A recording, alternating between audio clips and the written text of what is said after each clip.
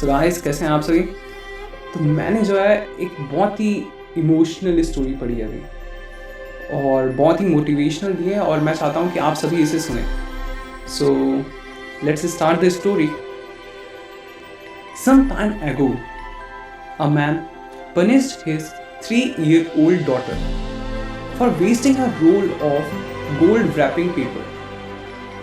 Money was tight, and he became infuriated when the child tried to decorate a box to put under the Christmas tree.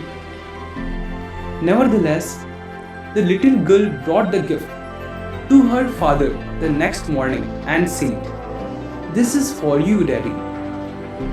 The man became embarrassed by his overreaction earlier, but his rage continued when he saw that the box was empty. He yelled at her, "Don't you know, when you give someone a present, there is supposed to be something inside?" The little girl looked up at him with tears in her eyes and cried, "Oh, Daddy, it's not empty at all. I believe kisses into the box. They are all for you, Daddy."